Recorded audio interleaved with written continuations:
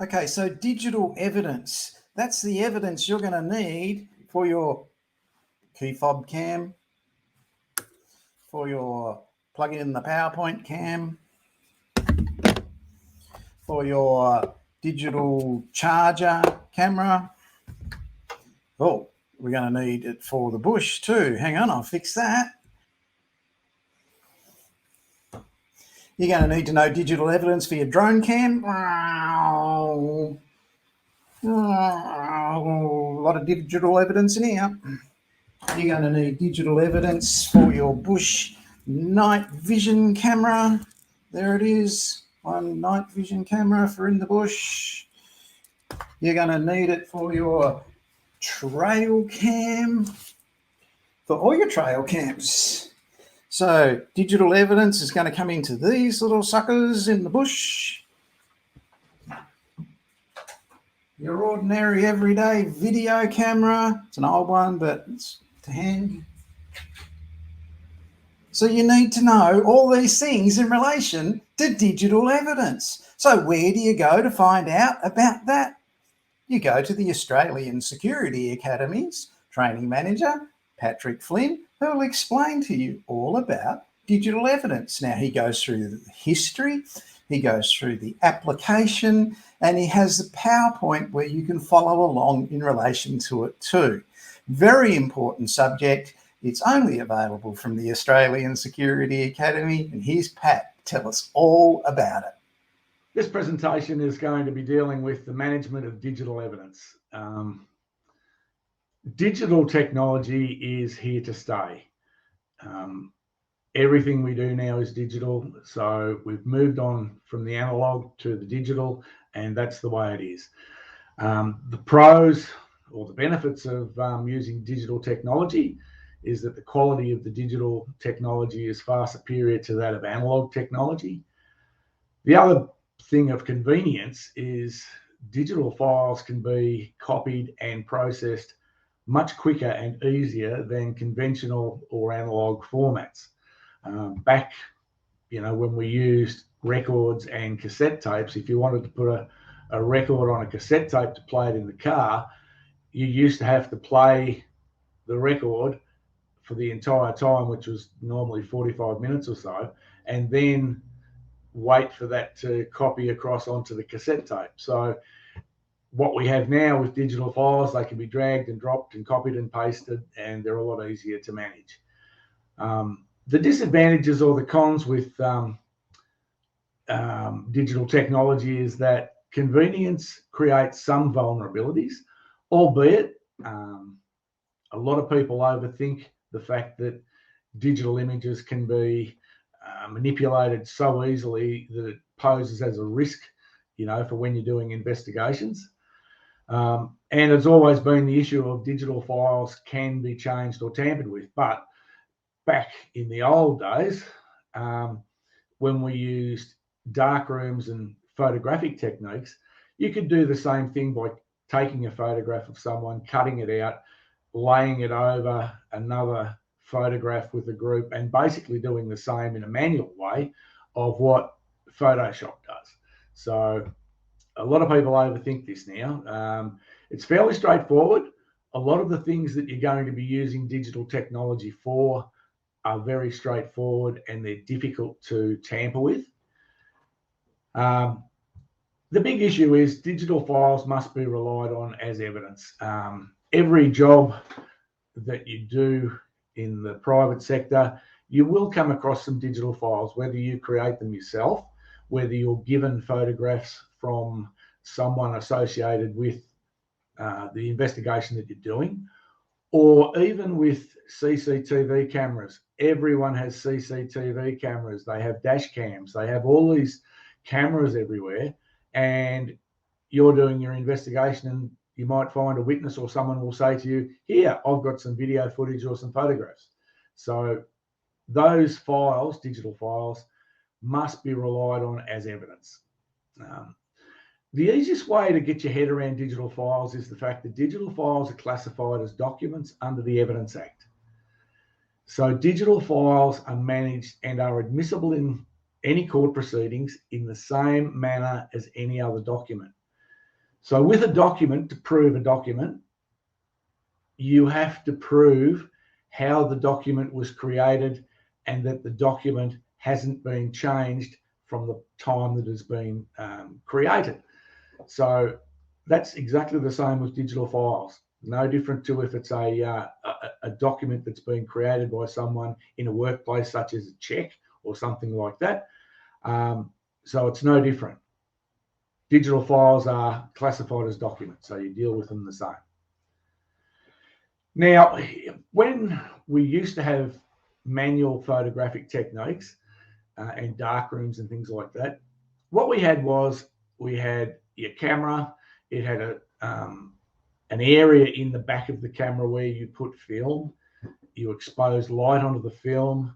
You then took the film into a dark room and you processed it. You exposed light through the film onto photographic paper. Then you had more chemicals in the trays to produce the photographs. And it was a fairly laborious process. Digital cameras are everywhere now and they're very inexpensive. So everyone's got them and everyone takes photographs all the time. Everyone has smartphones these days and they have got really good cameras in them. So the difference between the old manual way is the fact that the camera has a sensor in the back, and when you take the photograph, it's the information of that photograph is captured by the sensor at the back of the camera, and it's stored as a digital file. So what you don't see in the picture is the digital image files not only contain the binary data relating to the image itself and all the pixels and where they are and what color and contrast, brightness, all those sorts of things, but the files also contain additional data and file properties that are embedded into the overall file data. So the things that we'll have in addition to just the photograph itself, there'll be a section of the digital file that contains metadata, which is simply data about the data. This is data about the file properties. You'll have EXIF data or exchangeable image file data. This is data about the camera and the settings that you've got. It also will contain, generally, most of your cameras now have the ability to capture global positioning satellite data. So you can have GPS data with a latitude and a longitude captured with the film as well. With the photograph as well. This is location and navigational data relating to where the image was captured. Now, that in itself, that GPS data can be very, very valuable when you're doing certain types of investigations in the private sector, and it's well worth knowing how to access it and have a look at it.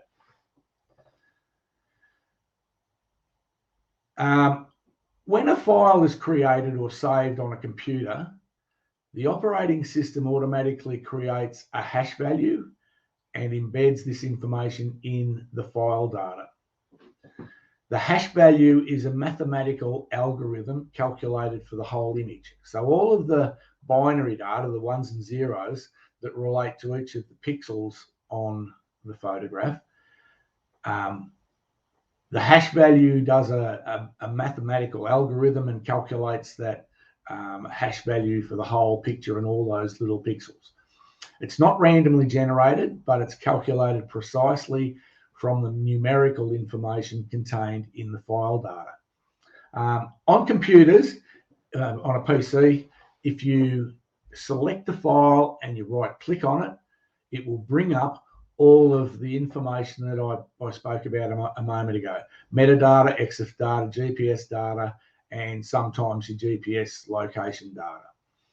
And that in itself is a way of protecting the image or the film, the video or the voice recording. And that's another way that you can prove that the file hasn't been altered. Now, while I'm on that point, digital files relate to still photographs, video and audio recordings.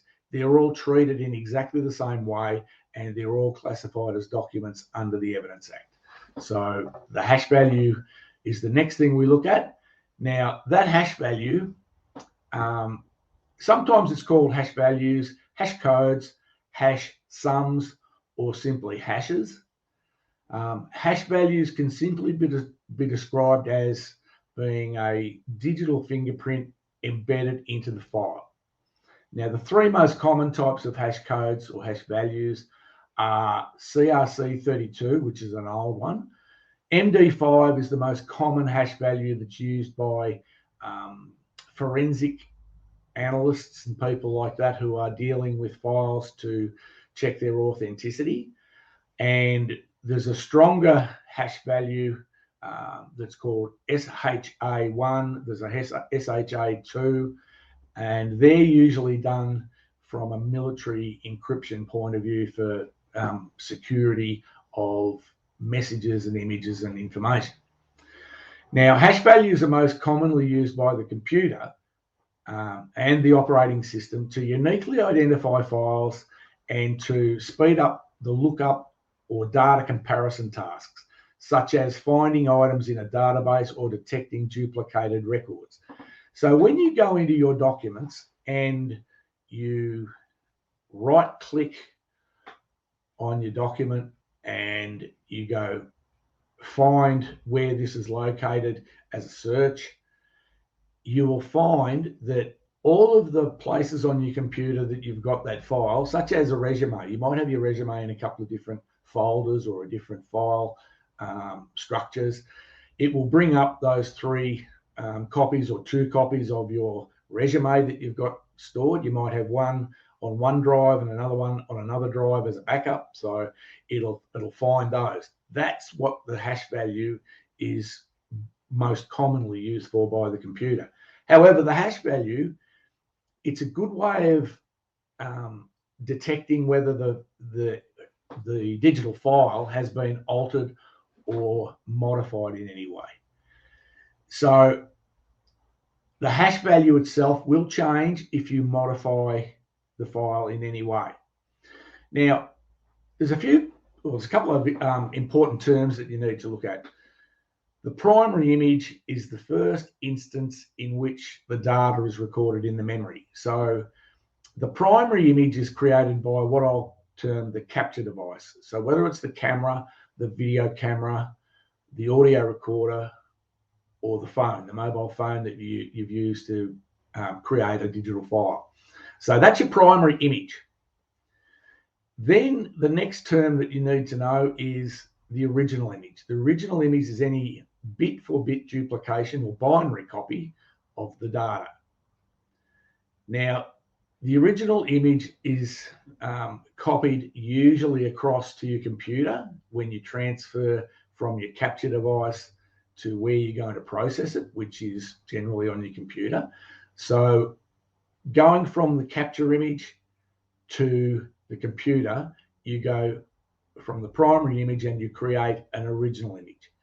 Now, the original image is a bit-for-bit duplication of that binary copy. So from an evidentiary point of view, the primary image and the original image are treated as exactly the same way. They have the same evidentiary value and they're both acceptable. So when you copy across to the computer, you can copy that file across into 2, 3, or 4 different locations under different folders or different drives.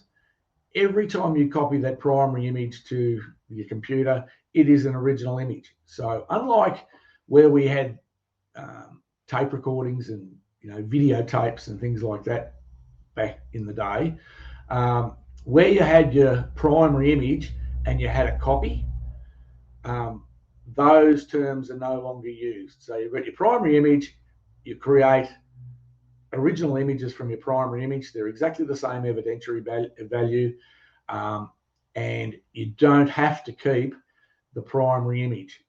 Back when we first started, everyone first started using digital technology, everyone thought you had to keep the primary image on the capture device's card or however you captured it, and you couldn't get rid of that. But now we understand that the primary image and the original image are the same. So you don't need to worry about that primary image being kept.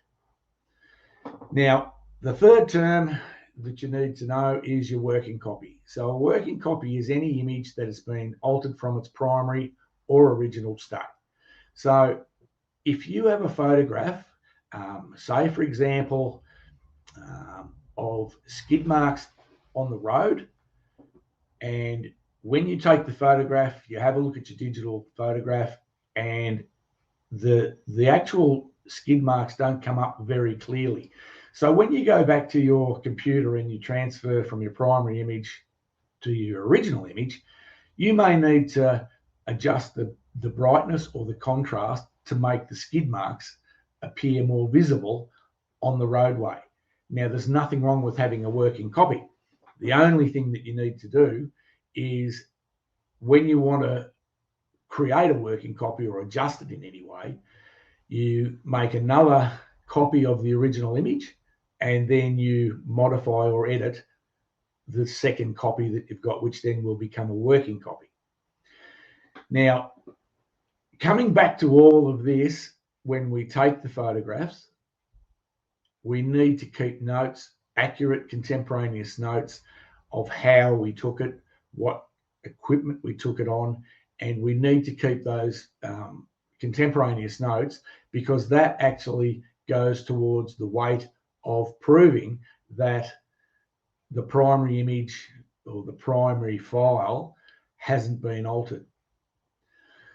So when you do a working copy, again, or create a working copy where you've adjusted brightness, contrast, saturation, or whatever you do, you just need to keep some notes. So if you were required to present that in court, you would present the original image, then you would show the working copy that you've had, together with your notes to say, I got the original image and I adjusted this, I adjusted that, and I adjusted the next thing. So those notes are very important for anything that you do with digital images or files. Now, you've got your capture device. Now, your capture device can be put on a hard drive.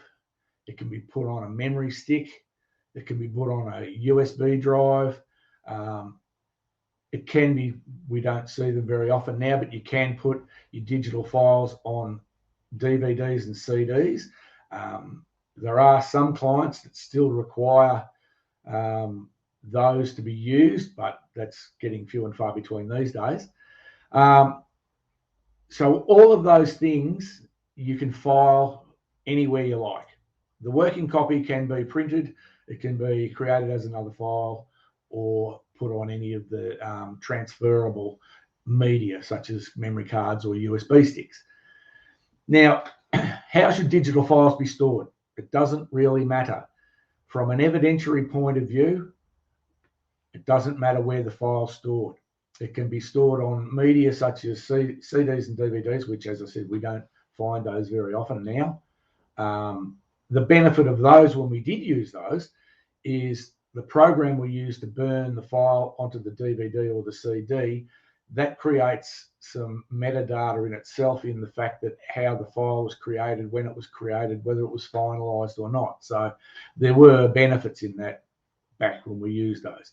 Memory cards, memory sticks, flash drives, and hard disk drives are the most common way of storing digital files. And it doesn't really matter whether it's on a standalone or a network computer. The only important issue is that you must physically protect the original file and preserve its evidential integrity by proving the hash value has not changed. Now, the way that I do that, or the way that I like to do that, is if I've got a file that I want to protect and make sure nothing happens to it and doesn't get accidentally altered, you go into the file properties of that file and you change it to a read-only file so that you cannot change it, you cannot alter it. It's just a file property that locks it up and it makes it secure. If the image is changed or the file is changed, any changes, let's say for example, if it's an image, any changes to the pixel value image orientation. So if you go from portrait to landscape, or you reduce the size or increase the size, this will cause the hash value to change. The original will no longer be verified as an identical binary copy of the primary image. However, again, if you do any alterations to that, you just need to keep notes on what you've done to alter the file. You keep the original, you have a working copy, and then you make those adjustments.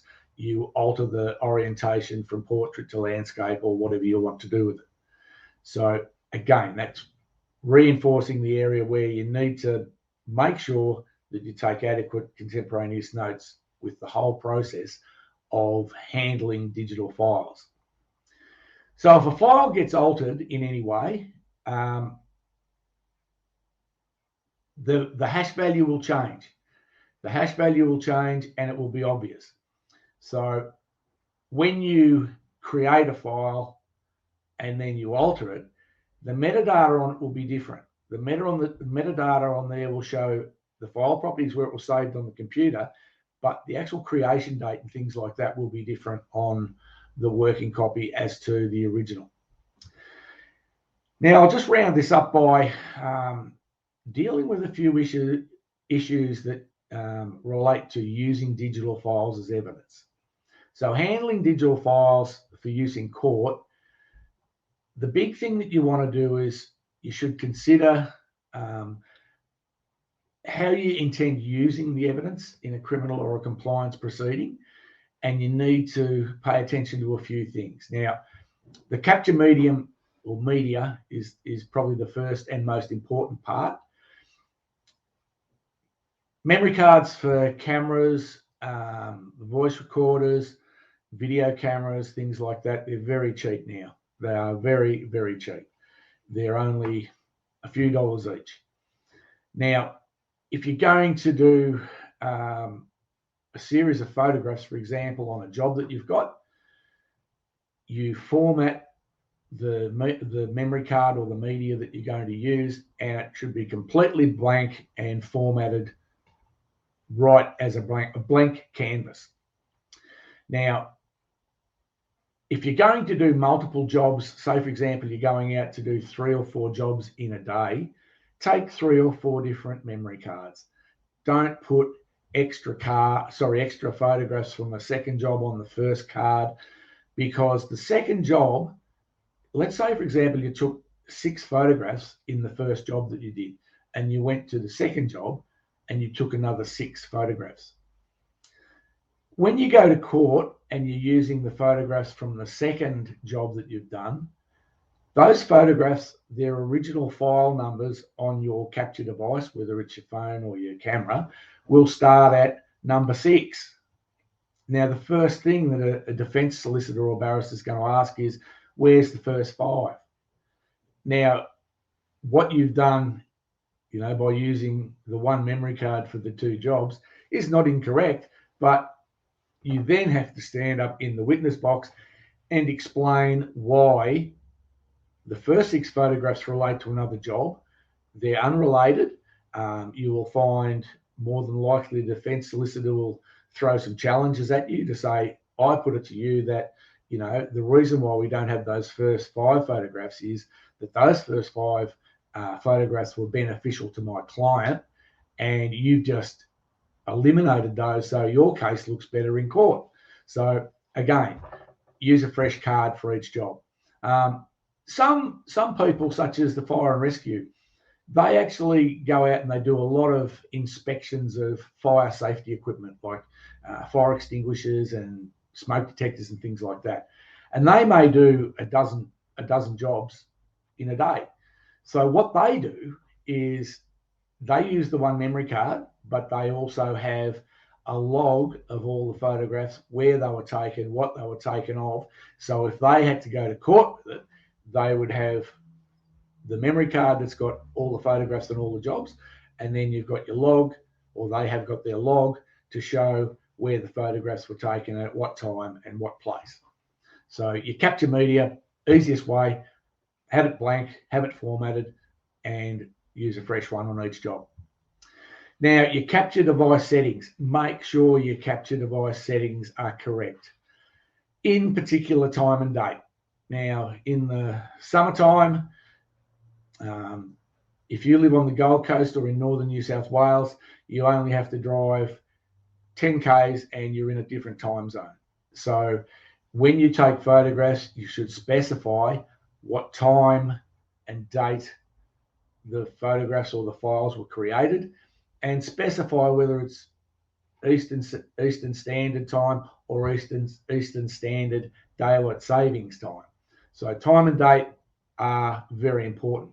Now, your time and date should reflect exactly the same information as your other pieces of equipment. So if you're making notes and you're looking at a watch, for example, and you write some notes at a particular time, it should coincide with the time and date settings on your camera.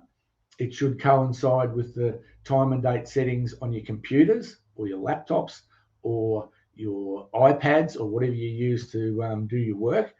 So the easiest way to deal with that, in my opinion, is you set your computer or your laptop to world time, so that every time you log on and access the internet, it adjusts the time and date exactly to what the time is. So the time on your laptop will always be correct. So easy thing, you set the time and date on your camera or your phone or whatever to exactly the same as your computer. You set your watch to exactly the same time as your computer. So those capture device settings, really important. Now, the second thing, let's go back to a little bit earlier in what I said. If you adjust, so let's say, for example, it's a photograph. If you adjust the photograph in any way, it'll alter the hash values. So if you're going to use photographs, most of even the mobile phones now have 12 megapixel cameras in them and greater. A lot of your standalone digital cameras and things like that, not uncommon to have 20 gigabyte resolution on them.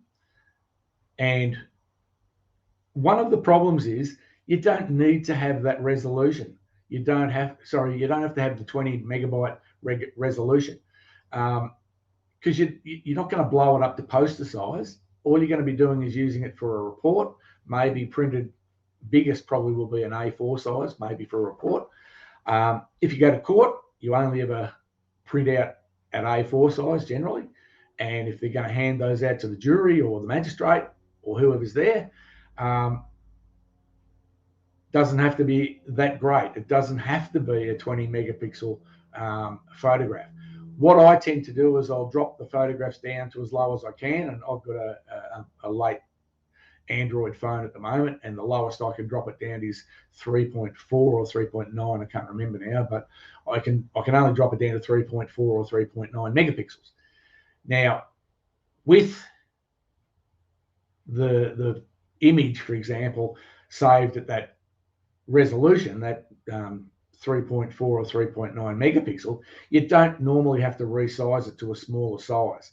So when you don't have to alter it, you're not altering the hash value. So that's a benefit in it. Now, set the equipment to capture the file at the size and the quality that you want. So set it at the 3.9 megapixel resolution. Preserve the primary hash values where you can, and it just makes things a lot easier. I did some tests years ago when we first started playing around with this sort of thing, and I tried taking the photographs at a bigger resolution and then using software to reduce the size, and I compared those with camera photographs that were taken where the settings were set at a lower resolution rather than a higher resolution.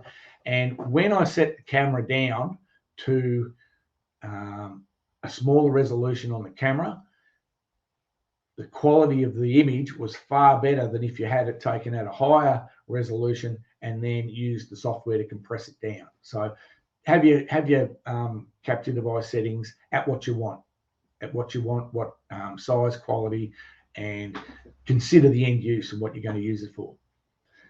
Now, one of the biggest things that you need to really pay attention to is your procedures.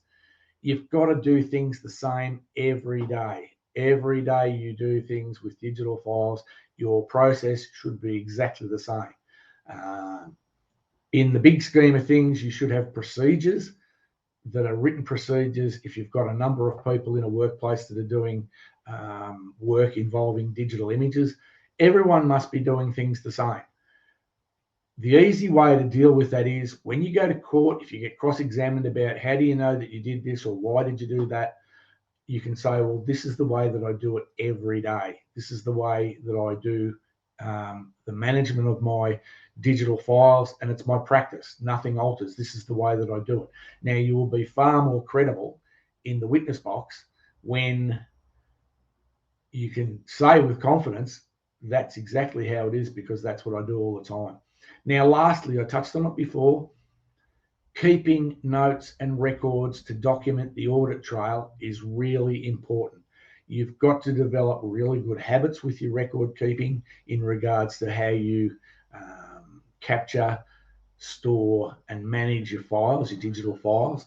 And those notes have to be in detail. They have to be quite detailed. Now, leading on from that, let's go back again, right back to the very start of when I started speaking before. Digital evidence must be relied on in court. So you will come across files that people give you, whether it's photographs off a camera, dash cam, CCTV, or any other capture device that they may have given you. Now, how do you prove where that file has come from? How do you prove that document? So you can only attest from your notes, and if you do go to court and you make a statement about it, you can only attest to the file from the moment you took possession of it. Now, leading up to that point, you need to make notes and better still, take a statement from the person who is giving you those digital files and have that person detail how they created it, where they created it, and when they created it. So you must get detailed information from them leading up to the point where they hand it over to you, and that information must be detailed to prove where the document come from. So in summary, your file properties provide an audit trail that can be used by IT experts to prove the integrity and the authenticity of files and images. So you've got your time and date stamp, the origin of the image, the file creation date on the computer, EXIF data, metadata, geolocation data, and you've got hash values. Now, all of those file properties and information that's kept with the file, these combined with good contemporaneous notes, your logs, you can have photographic logs, you can do that as well, registers that log your jobs and when you take photographs and how many you took and all those sorts of things, file notes, all of those things will allow your digital evidence to be admissible and used as evidence in court. Don't be frightened of writing notes and keeping good notes. And, you know, you'll find that in a lot of other areas where we deal with through the course of doing this qualification, you'll find that the issue in regards to notes is always raised and always reinforced. So, yeah. Thanks, Pat. That's great presentation, mate. It's all the more important today with the number of different devices we've got, with drones that go underwater, that fly in the air, that 24-hour surveillance cameras that are operating all the time. There's just a wealth of uses for digital evidence and appearances of digital evidence in matters where there's two sides arguing about it. And you won't get better advice than Pat Flynn's just given you there. Thanks very much for dropping by, Pat. Really appreciate that.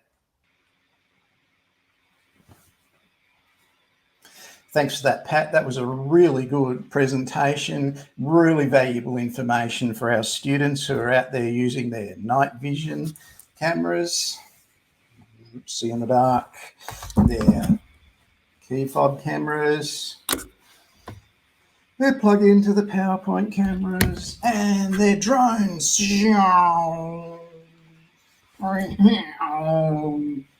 use all of that, you must know about digital evidence.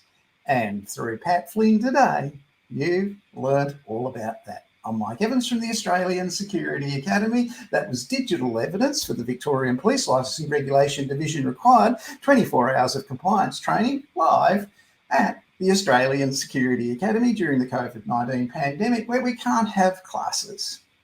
I'll see you in our next presentation, which is coming up very soon.